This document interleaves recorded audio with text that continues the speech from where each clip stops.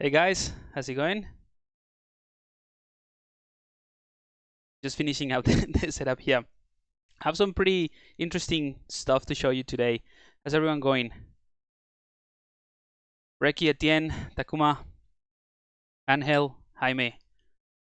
Morning, guys. Excited about the release of Keyshot 9. Definitely excited about that. Also, definitely excited about the release of ZBrush 2019, 2020. Have you guys have you guys visited ZBrush Central? If you haven't, go ahead and do that. You'll see some pretty cool stuff in there. Yeah, that's right. Looks good. All right, so let me just show you what I have here for you guys today. I'm gonna turn off the camera. Here we go. Can you hear me all right? Can you see everything? Just let me know.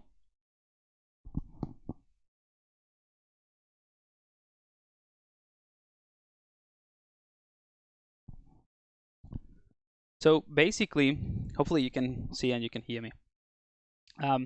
Basically what I have here is just a quick preview of the upcoming student challenge. I've been putting it off because I was just refining the, the idea of it and just fine tuning what the rules are gonna be and that sort of thing. So this is gonna be the student challenge. Again, it's not something that you have to do. You can, whether if you have time, if you want to do it, I would recommend you join every student challenge that we do in the future. They all have a different, purpose, a different idea. So I would recommend you take the time to do it. It's gonna be pretty fast paced, and the time that you guys have to kind of like deliver the outcome would be pretty short. So the idea with this challenge, let me just explain really quickly before we get into the other stuff that I have prepared for you guys today.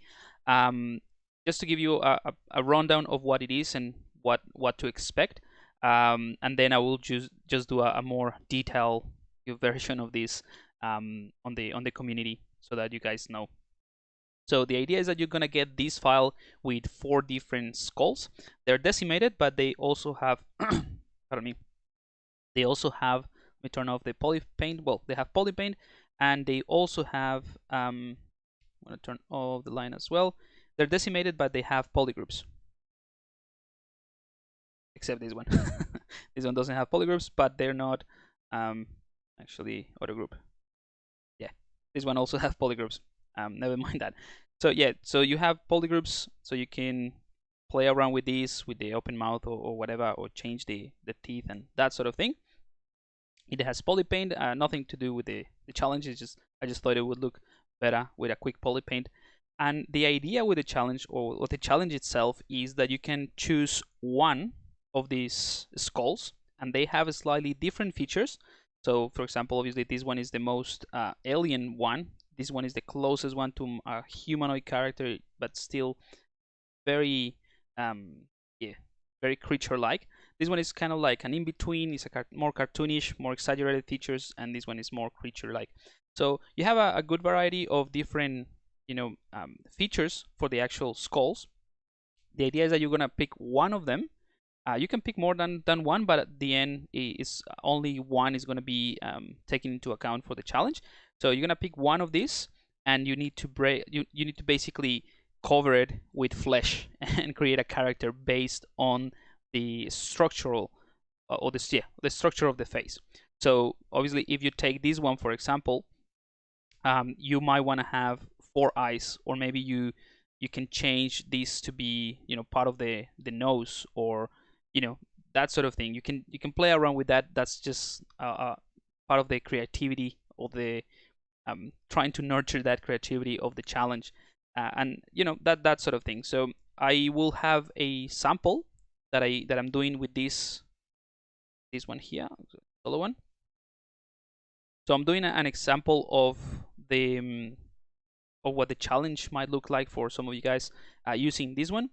And as soon as I finish with this, I will send it to you guys, or I put it as part of the instructions and the rules, and so you have an idea of what I mean. but basically it's coming up with a character, a quick sketch. It doesn't have to be full body or anything. It's just the head, maybe a neck if you want to emphasize a little bit of the frame of the character. But it's basically coming up with a character based on the structure of the head. You cannot change the proportions of the skull. That would be the challenge, right? You can make this, for example, really fat, or this one that is apparently very skinny. You can make it really fat and just use heaps of fat deposits. That's not going to change the bone structure. And just to wrap it up, one of the things of the key features of the challenge, just to keep in mind, is to think about the structure of the face, or the structure of the skeleton and the skull, and see how that would affect the actual character in terms of the anatomy and the areas that would be, let's say, closer to the actual skin, to the dermis. So like the frontal lobe, the zygomatic arc, the mentone, that sort of thing. Just keep that in mind, and at the end, it will be ideal to recognize which of these skulls you use for the final character. All right, so that's the challenge. I will write all of these down a little bit more clearly for you guys in the community, and give you the deadline and all that. So hopefully that's something excited that you guys want to participate in. And of course, because not everyone is here in this live session, I will make sure that I'll put it in the community. All right, so the other few things that I have for you, I want to cover some of the questions that you put in the community. Let me just bring that one. Yeah. And it's I don't know if you guys are here. So Angel, yeah. So Angel is here. Cool. I'll get to that question. Felix is not here, and Daniele is not here. That's all right. So I have a few questions that you guys put in the chat, or in the in the community here, and I'll basically go through all of these ones because they're relatively simple things to do, and I know it's kind of annoying when you don't know like how to fix it, or what's the workaround, because it's not evident most of the times.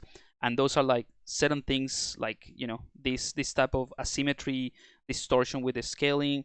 This type of thing is something that it's not part of the standard workflow. Like it's kind of like a feature that is there but is hidden. Like not a lot of people use it because for whatever reason it is. So I'm gonna show you how to fix this, or how to work with this type of stuff, and then I'm gonna move on to tackle something that I ask. Let me just go ahead, change this here. So I have a reference of the questions. The other thing is I have the salamander from Rodrigo. So this is the salamander that Rodrigo is working on, and I just want to show you some things and some tips, and perhaps a little bit of the theory behind of how to tackle something like the poncho of this guy, right? So this is something that Rodrigo did. I'm gonna go ahead and go over these. Just try to think about showing you how to think more about drapery in this context, although most of the actual techniques and the theory is covered in the course, in the clothes and drapery course that you guys have access to. But I just want to go over these really quickly because probably those are like some techniques and some tips that you might find useful for your own workflow as well.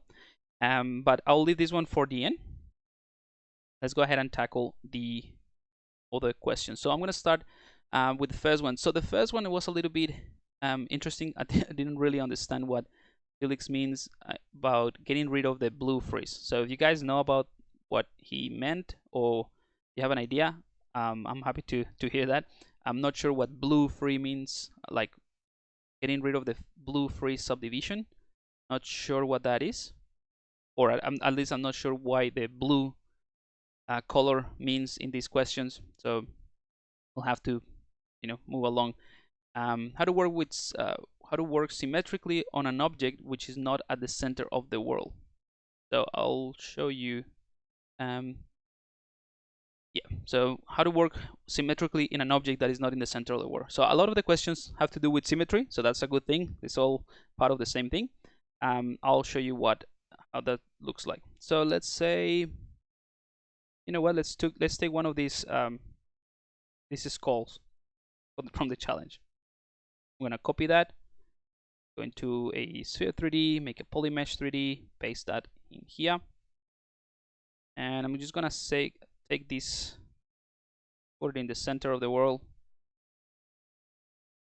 and hide this. Okay, so here's the skull, and the skull is right in the center of the world. So you have the y-axis going through the middle exactly. Okay. So the question is, how you can work on an object that is not in the center of the world and still maintain that symmetry. So I'm going to take the eye and scale that down. I'm going to push it away from the center, and I'm just going to put this inside the skull. This is going to be a tiny eye to this character.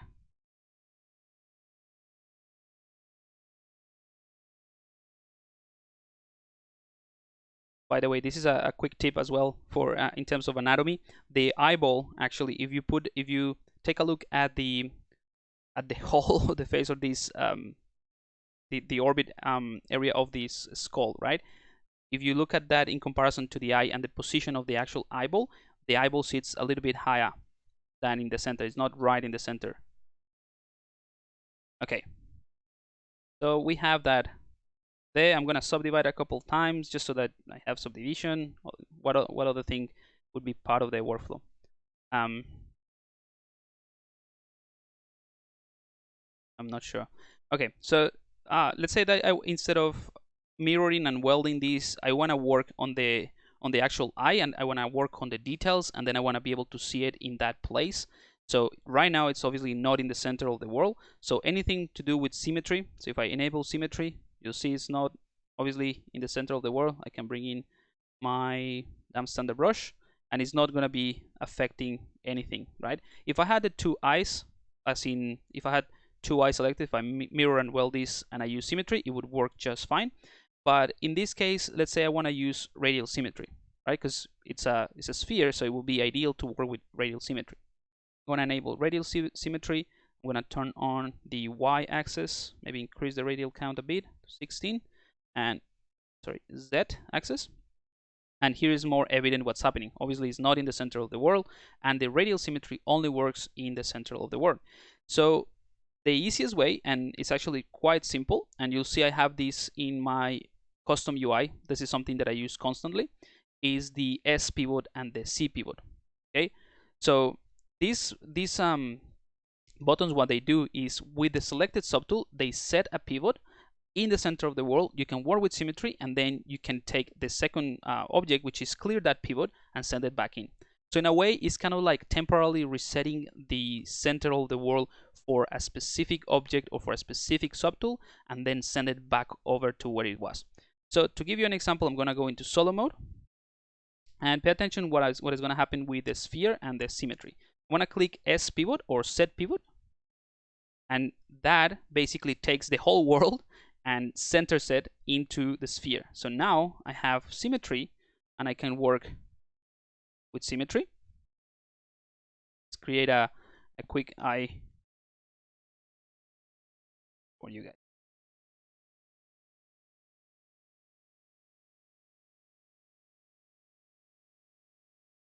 And of course, just go for a standard brush. Change the material a little bit. Object, oops, object. Give it some blood vessels. Quick like that. Yeah, green eye. So you'll see this is really easy to work with. As in, once you set the pivot, you can take advantage of any symmetry or any symmetrical tool inside ZBrush, really. All right, so something like that. Let's do the pupil. All right, so we have our eye. We work with symmetry. Now, if I get out of solo mode, you'll see that it looks like the everything shifted, right? And the eye is right here in the middle of the skull. You cannot see it. Okay, but as soon as I clear that pivot, then Series is gonna recenter everything to where it was, and now I have my eye right where it should be, and I can keep working with this. The same thing works for anything. So let's say I want to have a secondary eye. So I'm going to duplicate that eye, and I'm going to mirror it. So oops, I'm going to delete lower, mirror that. Okay, so now I have two eyes exactly the same. One has subdivision, the other one doesn't have, just because I mirrored it. You can freeze subdivision, mirrored, and apply it, but I just, generally speaking, I don't care about that sort of workflow. I can just reconstruct subdivision for something like that. So I have the second one, and it works exactly the same. So I can just go ahead and S-pivot, go into solo mode, S-pivot as in set pivot, and let's say that this eye is kind of like a blind sort of eye. So this guy has like some cataracts or some, it's blind on one of the eyes.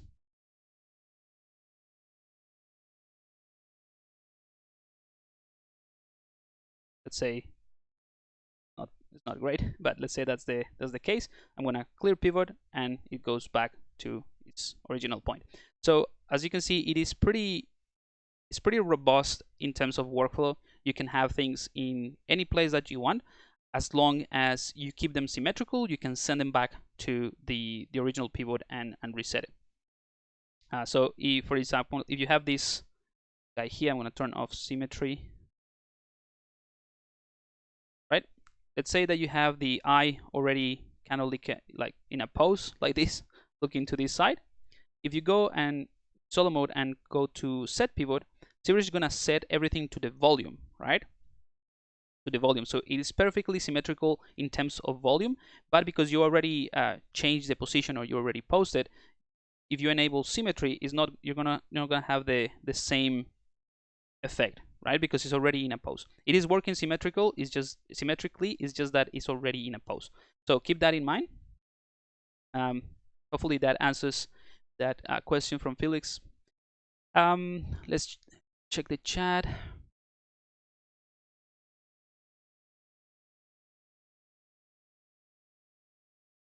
So yeah, I guess he's having the UI in blue color. Maybe that's something. Maybe when he means once you have the free subdivision activated. Yeah, we might have to come back to that one. Let's see what happens if he joins at the end. But if not, I'll try to answer, because I'm not entirely sure what that means.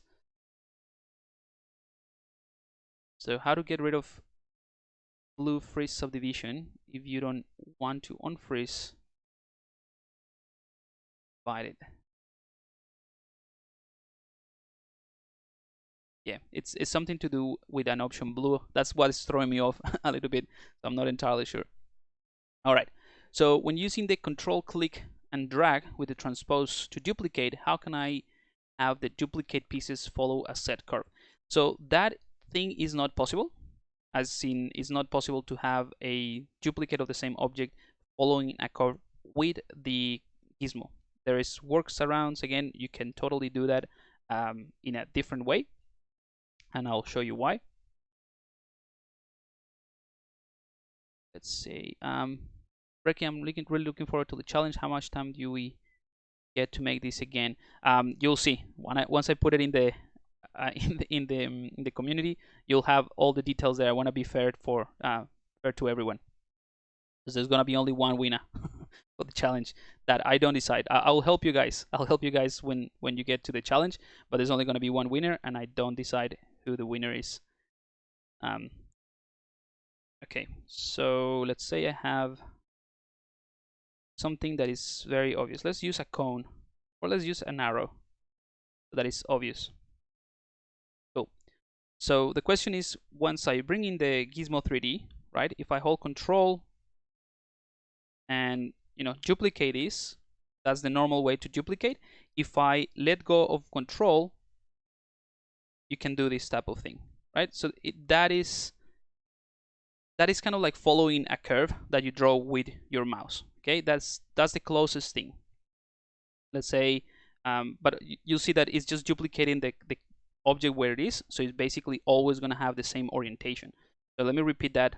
I'm going to hold Control and click. You can click any any arrow of the transform or the translation, but if I click this one that is kind of like the free translate, hold control, click and drag, that's just gonna duplicate one, right? I still have the control pressed and I haven't let go of the click, right?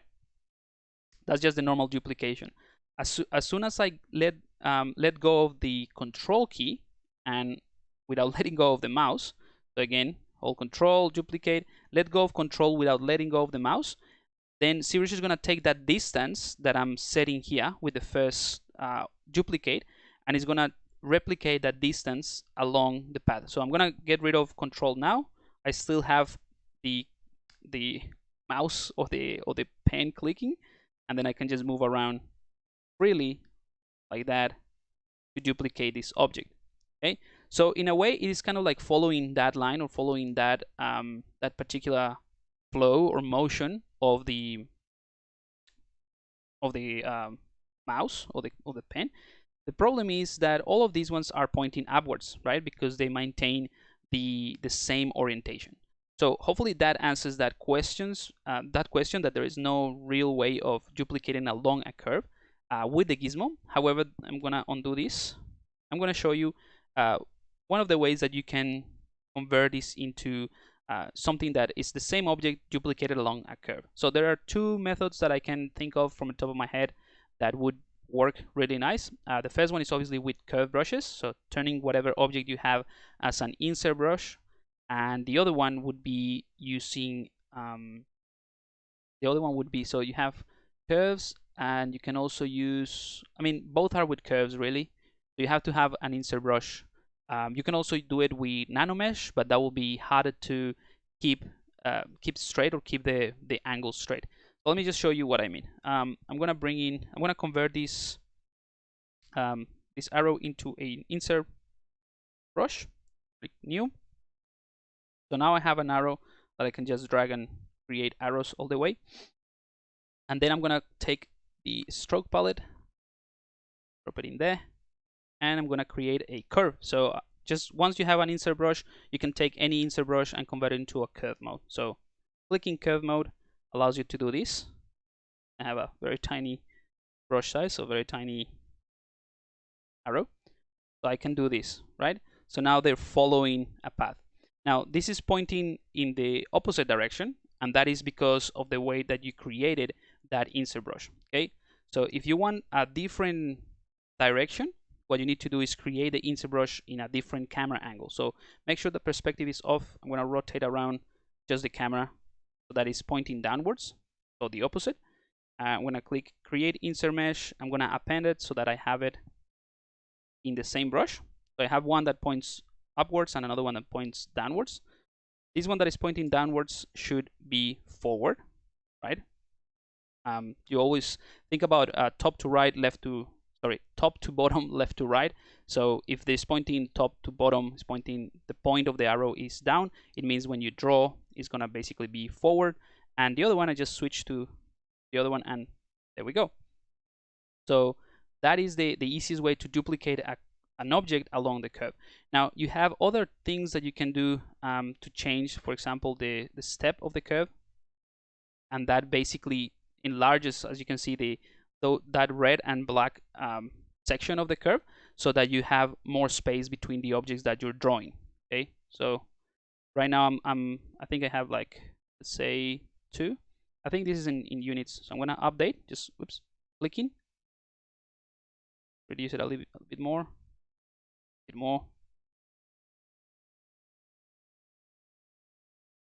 Right. So the step curve, what it's doing, I think it's not updating correctly. So let me undo that. So this is at, let's just start with 0 so that you can see the difference properly.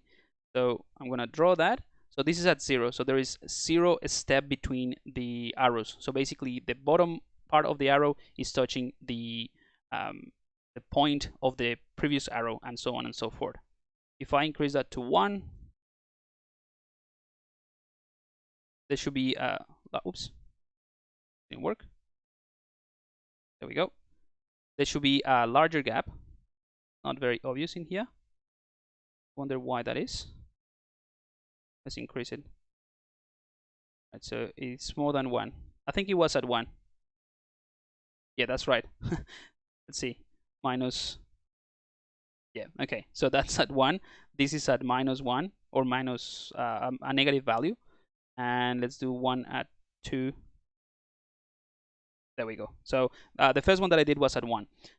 This is something like a negative value, and you can already maybe think of some ideas of how you can use something like that to create a very interesting, if we set this to 0.5,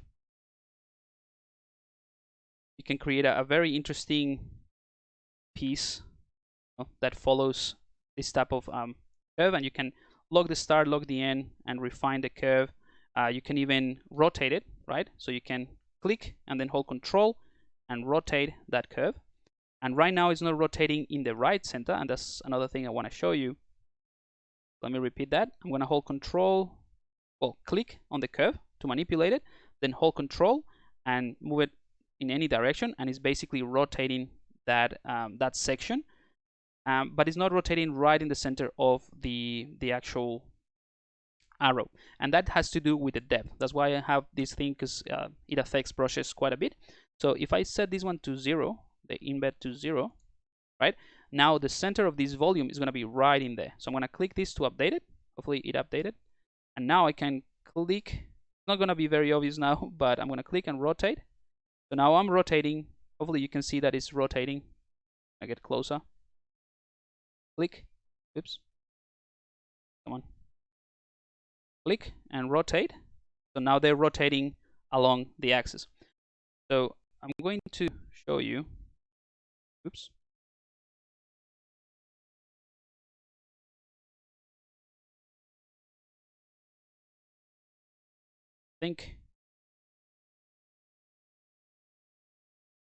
I don't know, something happened. Something happened with my mouse. Oh no, is that all thing with the Wacom driver? That's really annoying. All right, I'm gonna have to reset the Wacom tablet again. This is getting more and more annoying. I'm gonna reset the tablet. Hopefully it's not gonna crash anything.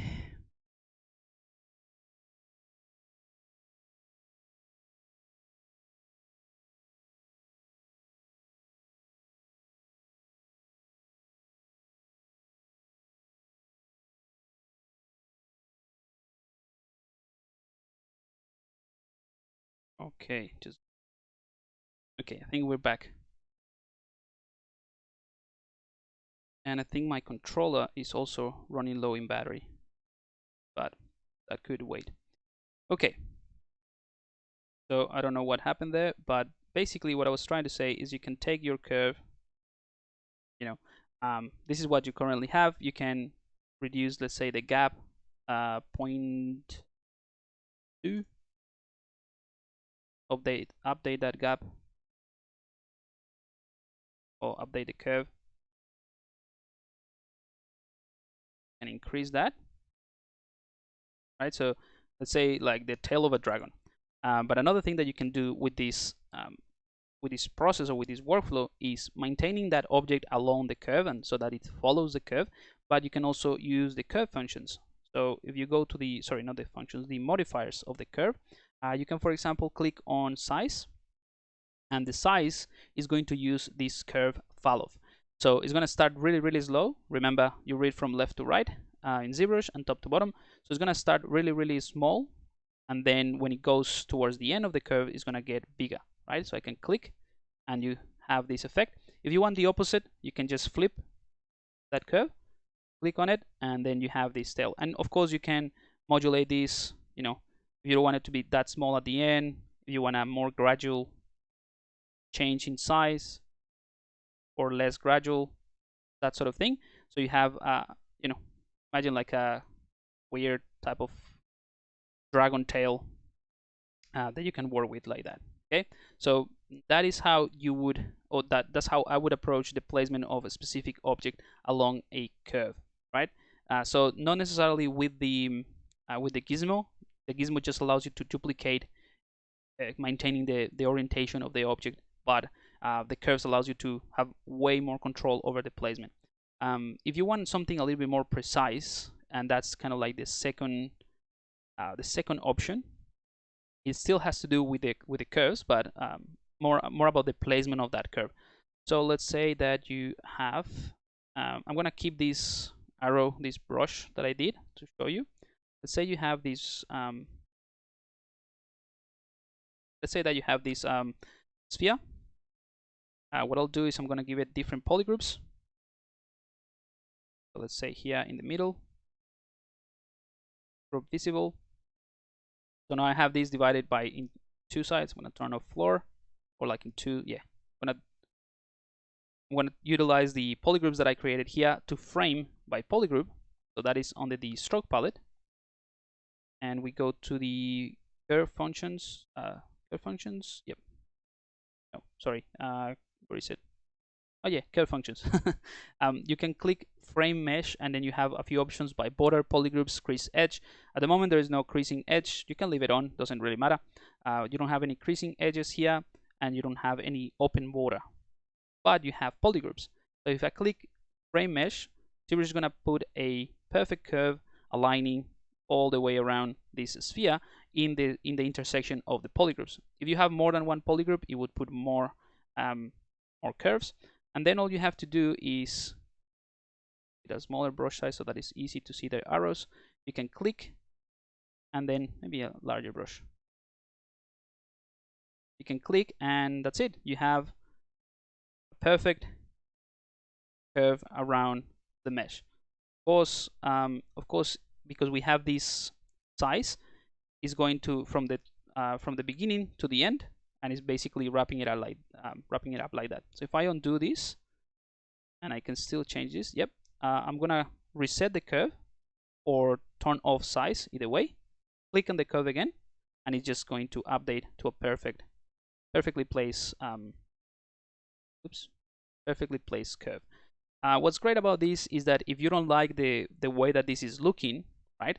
Let's say you want to change the orientation of the arrow, you can click on the other arrow that we created, right, and update that curve. So now it's flipped, it's going the other way around, and because we didn't change the embedding option, it's also being applied right at the edge of this sphere.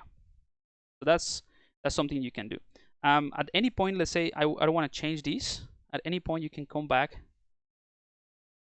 to the arrow, rotate it, let's say maybe this way, just for the sake of doing something different. And I can, that's not the arrow. Still, that's not the arrow. Let's just make a poly mesh. Yeah. I'm gonna create an insert mesh. I'm gonna append it to my current brush of arrows. Okay, so go. So now it is a curve that basically points out towards the camera, like this one right here. Go back to this one, and I can, selecting the new one that I just created, I can click on this curve to update it. And now I have this arrow pointing outwards. Yeah, I can push it down a bit, not all the way, update, maybe too much.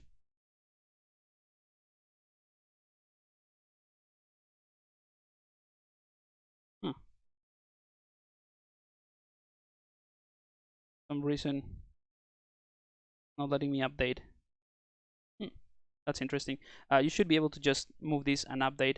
But the main thing that I want to show you is that you can change the orientation of the object that you created as an insert mesh and update it. All right, so hopefully that covers that. Let's say follow the curve. All right, cool. So I think that covers that initial set of questions. Now, in terms of what Angel is asking, so Angel is saying,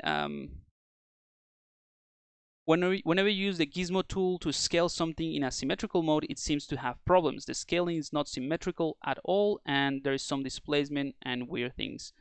Is this just me or a bug? So it is, first of all, it's not a bug, and it's not just you. It's like it's an intended. It's by design, basically. It's an intended effect. It's just that it's not very obvious once you understand the difference between local and global symmetry, it's gonna be easier. But yeah, it's one of those things that is very simple and is very simple fix. But if you don't know it, it can drive you insane. It took me a while. So for that, let me just show you. Let's go to this one here. All right, so I have different polypane, but essentially the eye is exactly the same as the one below. Okay, so I'm gonna merge these two together.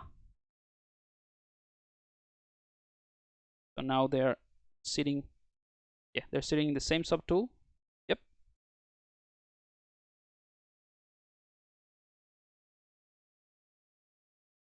Symmetry X. All right. So I have the two eyes sitting on the same subtool now. I'm gonna change that to a move brush so I don't draw any curves. And if I go ahead and bring in the move brush, I can, like Angel is saying in his question, you can just take this that has symmetry, any side, and reposition it, rotate it. That's all well and good. But then when you go to scale it, it does this thing, right? It does a weird thing. In this case, I don't have I mean, the object itself is perfectly symmetrical all around, so you don't see that distortion that Angel was talking about in terms of. Let's just do it with exactly the same thing that he was asking. So I'm gonna append a cylinder. I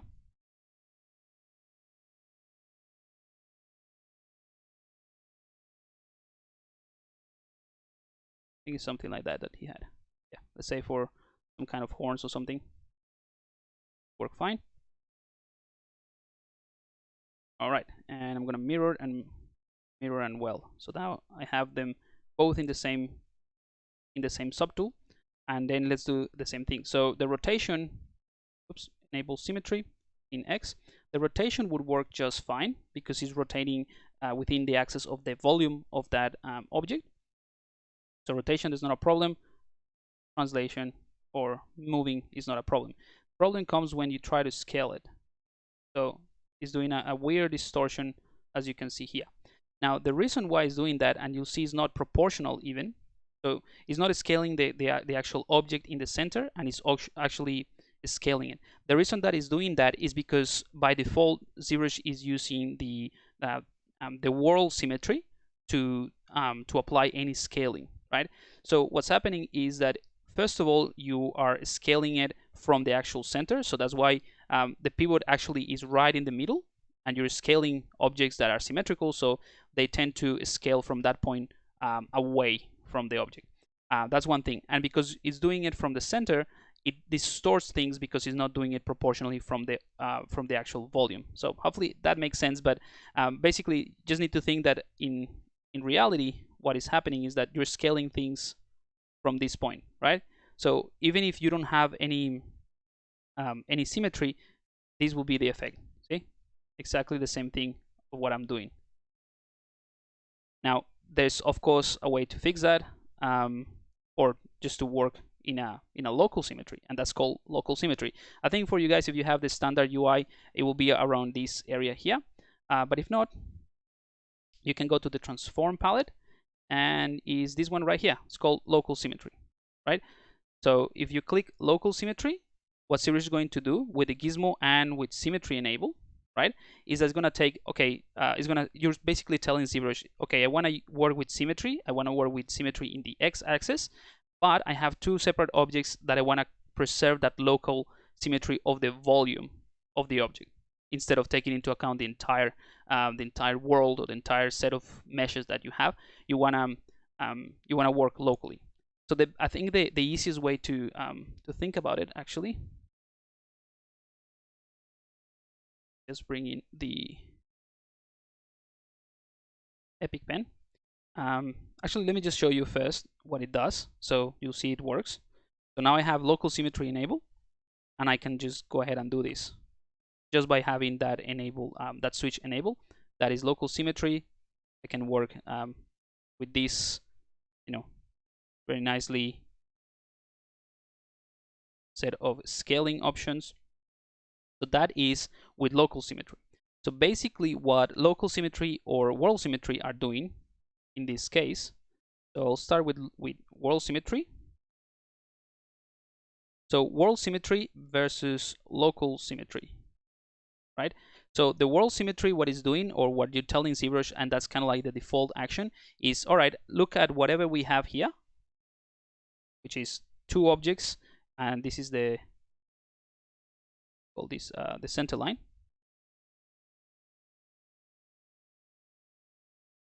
Yep. You're basically telling ZBrush, all right, we have this object in the subtool list, and I want you to, with the local symmetry, again, this is the default action, I want to evaluate the entire volume. So starting here, all the way around. So this is the entire volume. Of course, this has depth as well, however deep these things are. Evaluate the entire volume, and based on the center of this volume, so this will be a center point of this volume, right? Apply the scaling. So when you scale it, you have the center, the pivot is in the world, or is taking into account the entire volume. That's one thing. Now, with local symmetry, and that's the reason why it works, what you're telling ZBrush is like, hang on, look at what we have here, yeah? But because they're two separate objects with symmetry, and that has to do with the continuation of the topology as well, because we have two objects, one on each side, I want you to evaluate only the volumes of each one of these objects on its own. Okay, so therefore you will have the pivot point right in the center of this volume with local symmetry, and you can turn this toggle on and off as many times as you need to, but that's basically what it's doing. Keep in mind that the local symmetry and the world symmetry are only taking into account the volume and setting the pivot right in the center of that volume. So if you already rotated the object and then you reset the pivot, or you reset the rotation, for example, then when you come back to local symmetry and try to do something, is not necessarily going to work the way that you suppose, the way that you expect it to. To give you an example, if I select this, bring in the move brush, because I moved this and rotated this, and I haven't actually reset the pivot, this is like aligning really nicely with the object. So this is something that I wouldn't change at this point, right? But if for some reason you reset the pivot, reset the rotation, so I'm going to hold the Alt key and press reset. So that's resetting that pivot, right? And I try to scale it in the y-axis, it's obviously going to scale like this, even though it is symmetrical and is using the local symmetry. Hopefully that makes sense. There's ways that you can reposition the pivot, so you can hold Control, click on the pivot once to set it here, but it's just kind of like an annoying thing. So just try to avoid that. Otherwise, yeah, you can use the transpose master, and that's kind of like easier to set the pivot. Let me see.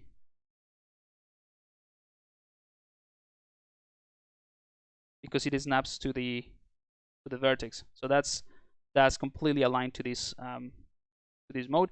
You can switch to the Gizmo 3D now, and then it's aligned again. Should be list. Yeah, there we go. So they're like workarounds on any workflow, but just wanted to clarify that. But yeah, it's totally easy to just turn this on from the transpose palette. Local symmetry versus world symmetry, which should be the default version. All right.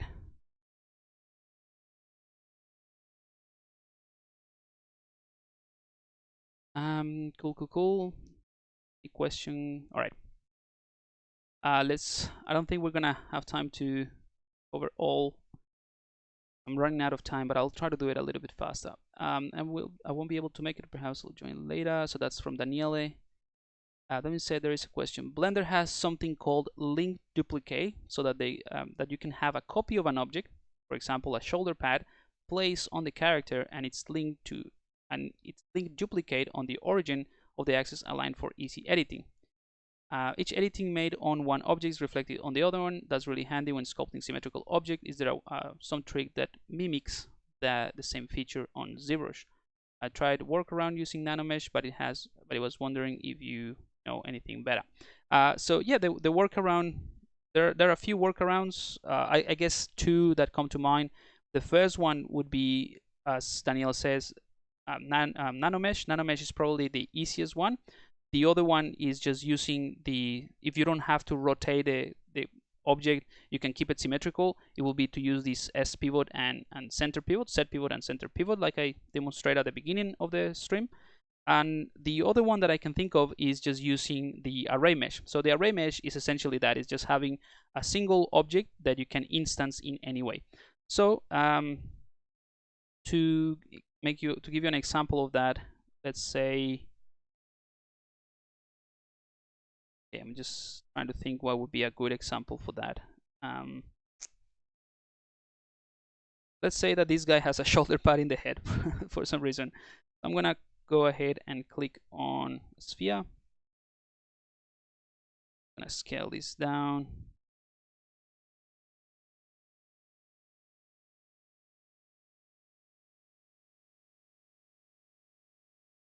I'm just gonna create the solo mode, push it down a bit,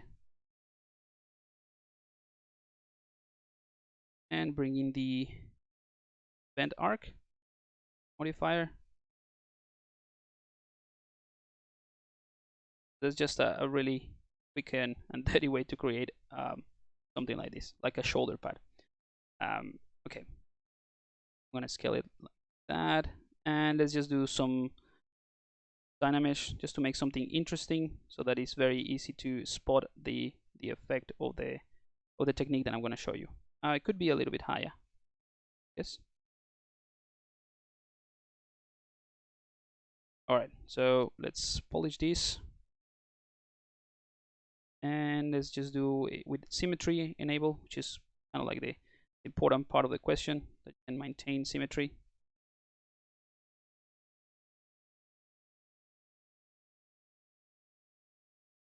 I don't think I have pressure in my tablet right now. Right. Driving me insane, this problem with the tablets when I'm doing the streaming. All right, let's say that you have this shoulder pad.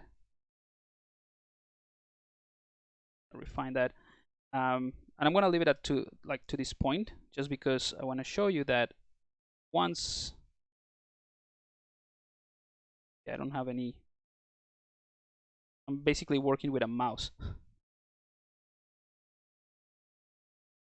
All right, so I have a simple shoulder pad here, very crappy, and I want to place it. I want to make it smaller and reduce the Dynamesh resolution a bit.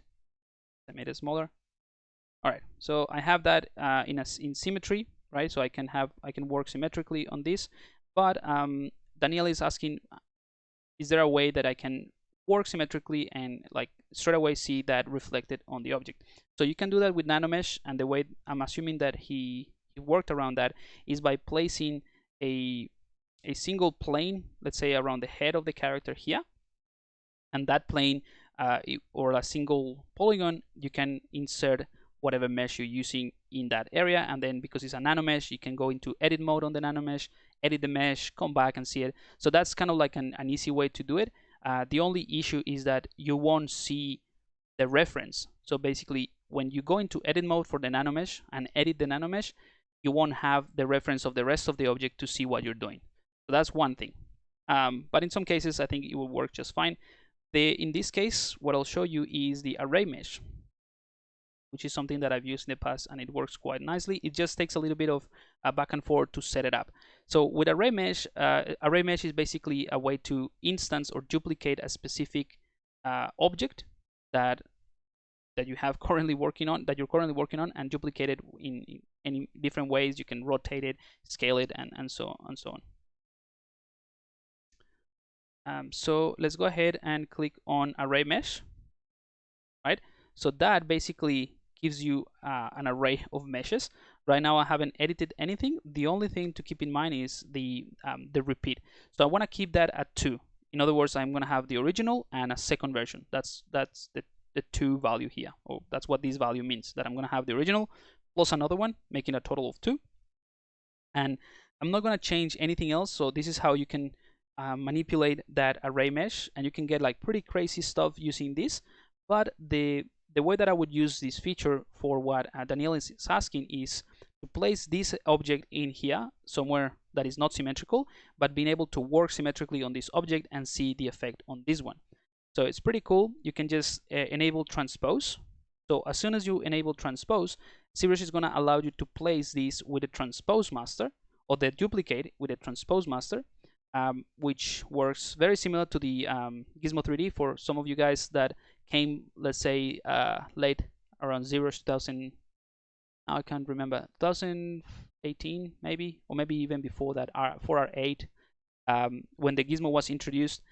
Before that, the go-to tool to transform and move things around was the transpose line, which if you can still access it. So if you go to move, it will bring in the gizmo. But if you turn off the gizmo, it gives you the transpose master tool. So basically, the way that this works with the transpose enable, you can just let's turn off symmetry. Obviously, let's make a line in here. You'll see it snaps really nicely to the center, and from the center sphere, this one right here, because I have the move selected, I'm just going to move this around. So this is kind of like what I meant, that it's a little bit tricky because the transpose line won't stick with the duplicate. It will be in the original, but once it's set up, it's all good, right? So now you can use the rotate option as well. Rotate this around, and you'll see, although I'm rotating things like this,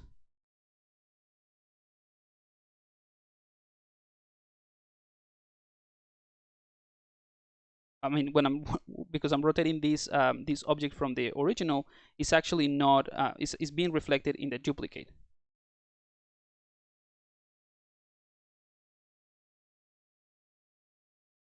Just trying to put it on the side and scale it a bit. Oops. So it's still the same object. We're just scaling it to fit our needs.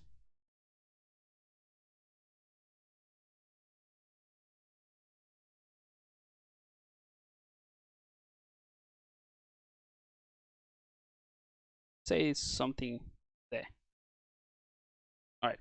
You can also use the rotate feature here from the rotate option. You'll see the transpose. What the transpose allows you to do is have like that line and be able to move it a little bit faster. But you can come back here to these tools here and then just fine tune it the way that you want. So that.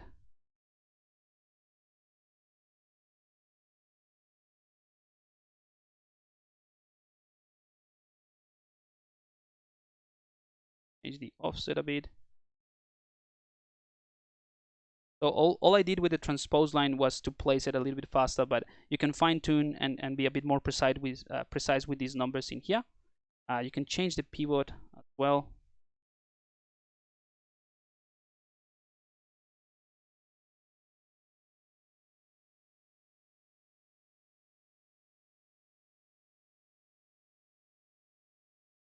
Trying to position this a little bit better.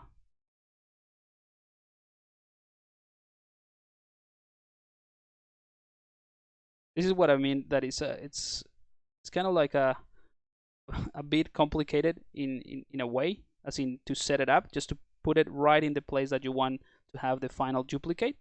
Let's leave it like that. Let's say, actually, I'm gonna bring it down a bit. Let's say that this is kind of like the shoulder pad that goes in here, right? Once you set it up, is super easy to just enable symmetry and work on this duplicate. You can bring in play brush, and you work with symmetry enable, and you'll see it in real time happening here, right? That's that will be my workaround for this method of being able to work symmetrically. Oops. You can even bring the move brush, and you can actually move these things around, that I can conform. Let's say I want a more rounded shape here. I can just push this down like that. You'll see it just is reflected on the actual mesh.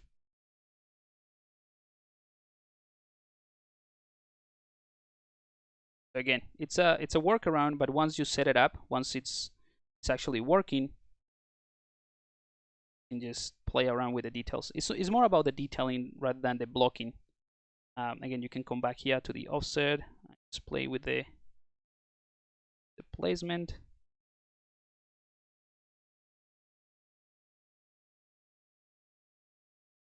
All right, and of course, the idea is to work with details. So you already have the blocking. I'm going to increase the dynamic resolution.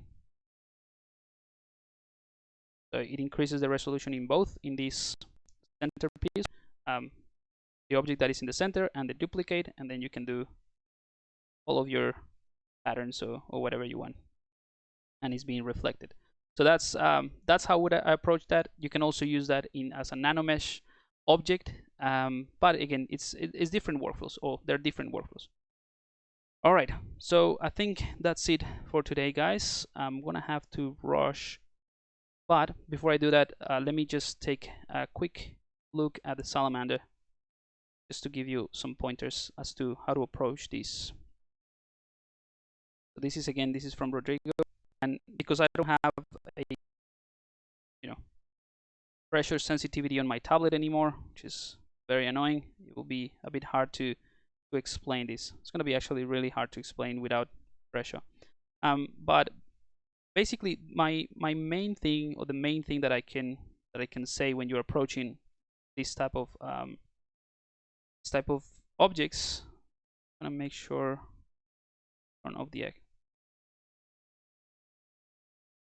the main thing is to use reference, and keep in mind that the clothes or whatever object you're using to create the drapery and the clothes, or anything that is soft or fabric, is going to deform, and is going to change the folds and everything else based on the pose of the character. Because if you change the pose of the character, it's gonna be really, it's inevitable to change the, or to maintain the tension point. So as soon as you move the character, you lift one arm, whatever you do, is gonna change the tension points, and the compression falls is gonna change. So I would approach the if you, for example, not doing it for a video game, I would wait until you have kind of like a set pose, or almost closer to the final pose, to set the close. So right now this character is kind of like in a T pose. It might be very close to the final pose, but it's very symmetrical. So I wouldn't start doing the close right now. I would keep this as my working file. I will work on a new version, like I will save with a new version, work on the pose, and that's where I would do my close, right? Again, if it is not for animation. If it's for animation, then you just work with whatever you have. You have a T pose, you make your poncho, your close, whatever that is. Do the folds based on of that pose, and then when it deforms, you can use all the processes to produce that deformation. But in this case, we're working for a concept. I would wait until you have the pose. So let's say that this is the final pose, just to give you more on the workflow. And again, this is all covered in the clothes and drapery course, at least the way that I approach fabrics. So I have some references here. I'm actually going to turn off the camera so you can see a bit more of the space here. And again, I don't have pressure sensitivity on my tablet, so it's gonna be a bit annoying.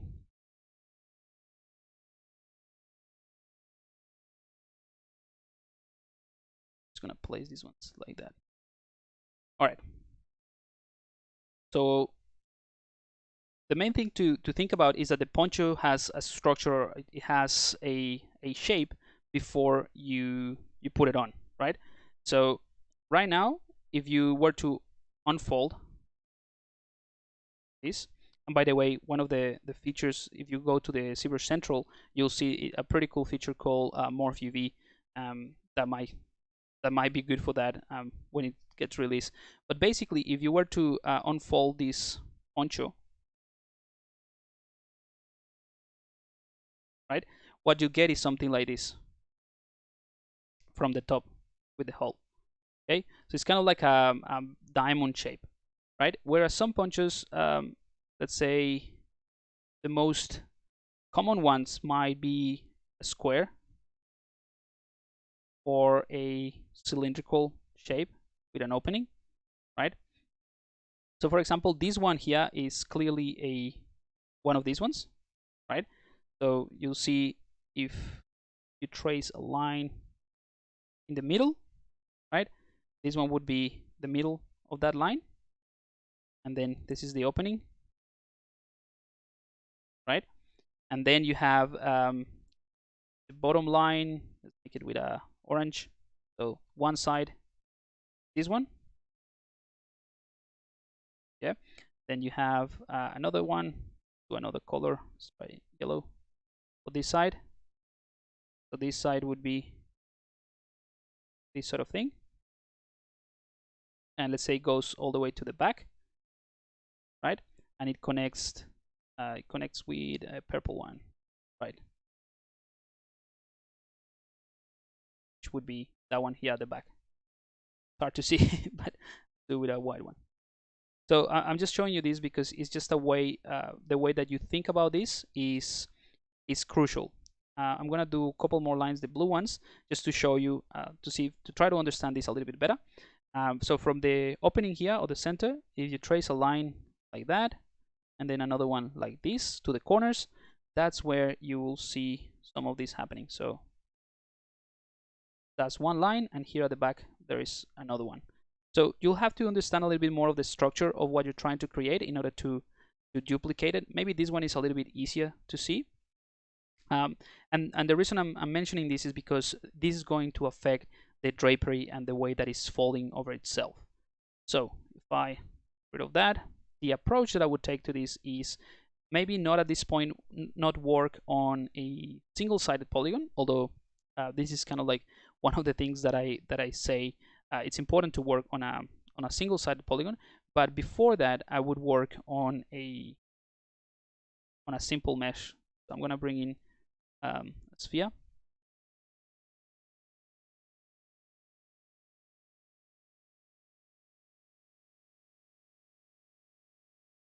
Okay. And this is going to be just a Dynamesh.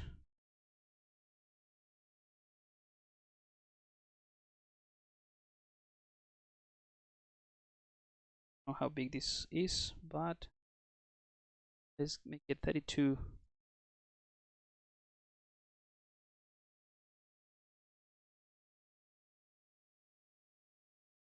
It ran well. Okay, symmetry. I'm gonna go to the move brush.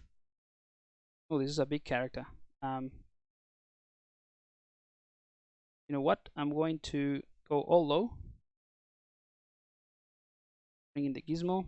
Make sure everything's that I move everything together, and I'm just gonna reduce this quite a bit. Hopefully, there's nothing masked. Ooh, there's something masked. Be careful with that, Rodrigo. There's something in the file that you sent me. There are some mask polygons here on the horns. I'm gonna get rid of that mask.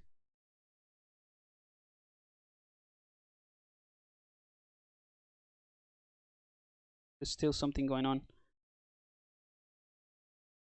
Oh, it's not symmetrical. Sorry. So in both of these, there are like a couple of polygons that are masked.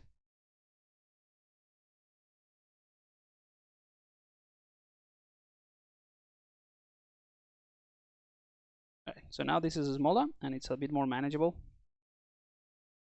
at least for the Dynamesh resolution. So I'm gonna, now this is too low. All right, so this works fine. So I'm gonna try to mimic some of the folds of this. So it will be around the arms.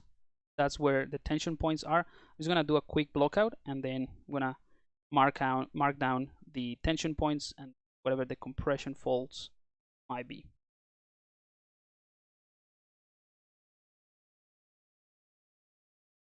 AccuCurve, so it's faster to get those pointy bits.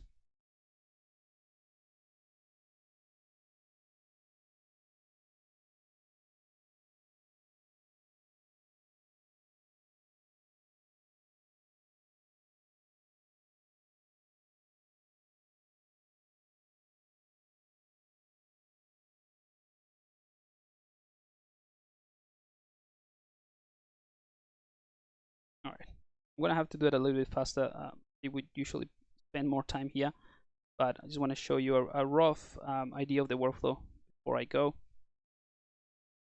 I'm going to bring in the damp standard brush and just really quickly. I don't have. This is going to be really hard without pressure.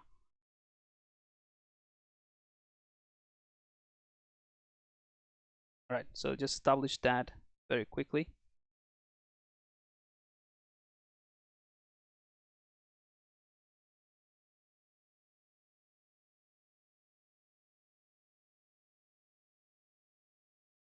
All right, redynamize that quickly, and then I can use the standard brush. Again, this is all part of the process covered in the mini course that I shared with you guys. Going to set the color doesn't matter, but I'm gonna set the tension points, which are gonna be here at the top of the arm, the shoulder, here in the corner or the the elbow, and overall around this area would be quite tense. And if you like really analyze these are really the only tension points. Perhaps something here when it reaches the tail, but it's not really a tension point. It's just the effect of gravity, so it could be a different color. The rest of this poncho is just falling down, like the gravity is just trying to push it down. So everything else would be essentially drapery. So all of that is drapery, drapery. So depending on how you approach these, so if I take the move brush, move this a little bit closer, right? Depending on how you approach the sculpting of these, which I would recommend to start with a blob like this and then turn that into the single-sided mesh. So basically cutting the areas that you need. It will make it a little bit easier. So let's get out of symmetry, and with a standard brush, I'll say from this point, it's gonna be really hard without pressure. All right, I'll try my best with less intensity.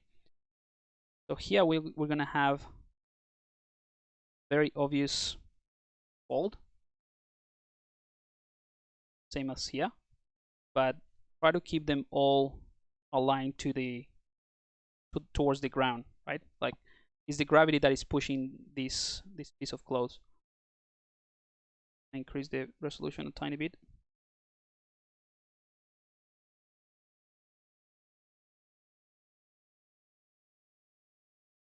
Don't worry about the blobbiness. It's just a matter of establishing where the main folds are going to be, and of course looking at the reference. Problem is that without pressure it's really hard to do something that looks half decent. So I'm using my reference point that I did with the poly paint. I lost it after doing the Dynamesh, but basically it's here at the top. So I'm using that as my reference to point these down, and I'm also looking at some of these references. So you'll see any of these points that are closer to the chest,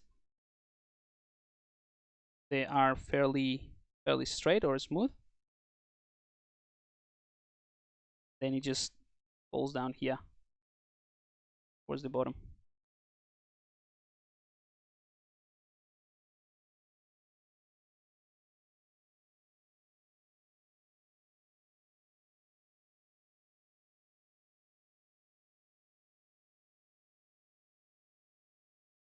Okay, so this one would be roughly what I would do, what I would block first, the main ones.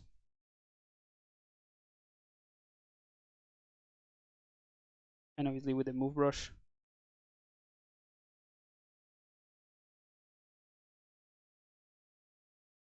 refine those. And then just work on the compression folds here. Well, so there are going to be less compression folds. If you were to have the arms down, as you can see in those examples that don't have arms, there's barely a tension point. That's why I have this one here. So for the most part, everything is kind of like a straight line, right? So you have, say, if you were to do this in a just line work, you have these lines,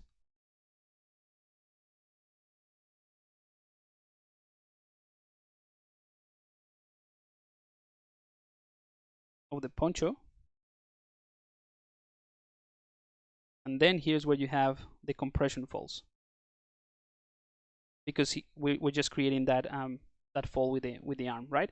So this is what I wanna emphasize. Like, if you imagine this is the one of the cylinders of the arm, and here you have your original tension point, and here's the other tension point. When you take this and move it up, right, everything that was here that was like kind of like flat is gonna become a compression fold.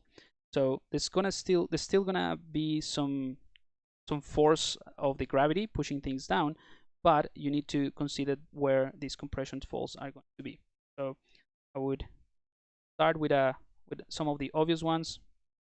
Again, looking at reference is always good. Try to mimic some of the way that that the fabric of the specific fabric falls, and that will definitely help you. Just looking at the reference a little bit there.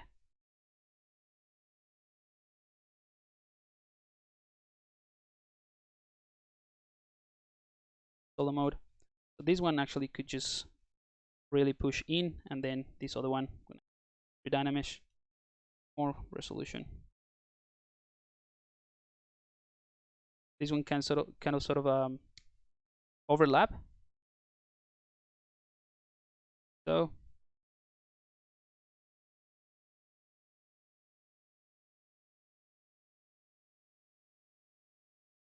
all right, something like that. I mean, it looks really blobby.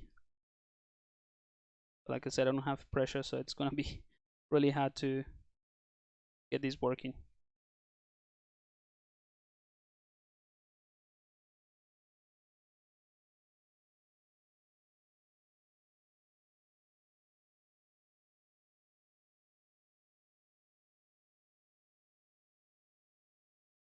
And you can use the brushes that I provide with the course as well, just to make it easier. This specific area or this specific process. But yeah, always think about the tension points. So for example, if you had these arms like that, and this is again the final pose,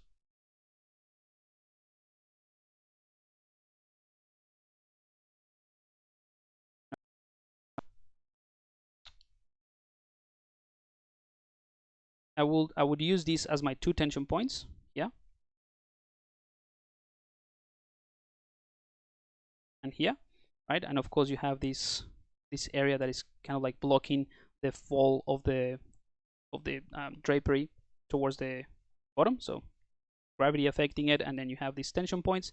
But then that means that from this point to this point, there's going to be quite a bit of tension, and there might be also some tension with the actual body, depending on how loose these.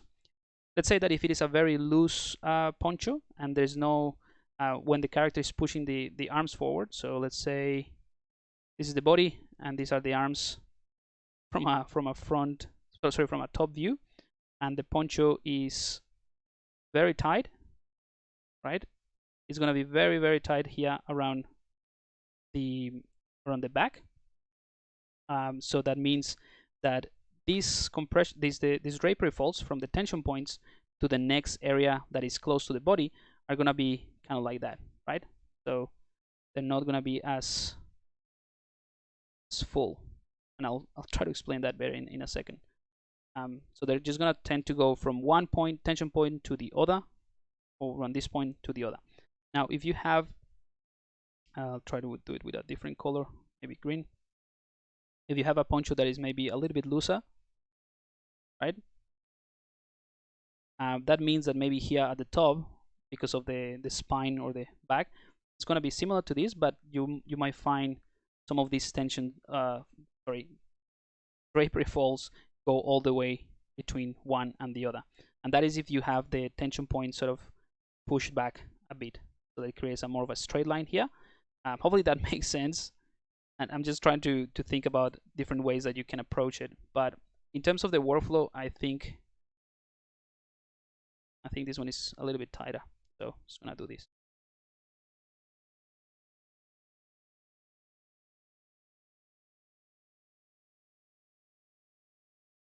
Yeah, so just to recap in terms of the workflow, I think you should start with something very blocky, very blobby like I have here with Dynamesh, just to figure out how things are going to look and where the tension points are.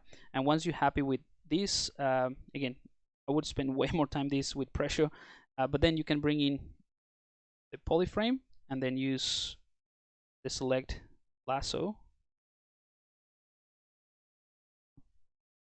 sort of like get rid of anything that is not part of the actual poncho, right? Again, why is it not letting me?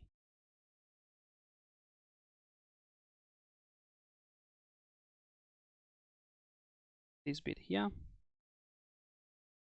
Right, so let's say that this is the actual poncho, the rest is just blocking. Maybe solo. Maybe you need the hole in there. I'll just assign a single poly group, or you don't even have to, but what you can do is just simply delete hidden. All right, and then just to fix those lines or those edges, you can go to polish by groups. And again, this is kind of like the workflow that is that I explained in the mini course. And once you have that, then you can just go to seed remesher to create your base. Okay, but my point is, start with a simple mesh, Dynamesh. Make sure that you get the blocking right. So basically, block the actual close, block that out using the normal workflow that you did for anything else of the the workflow is exactly the same as you pose the character and all that.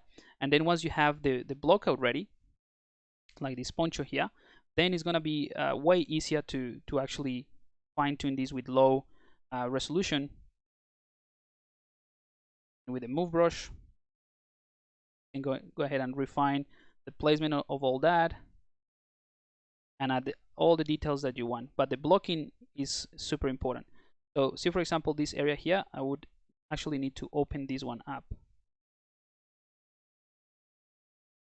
So again, I have to spend time doing working on that, but I think you get the idea. That's kind of like what I would approach this. Just lots of references and lots of passes on the actual blocking of the character. But that is yeah, that's pretty much it.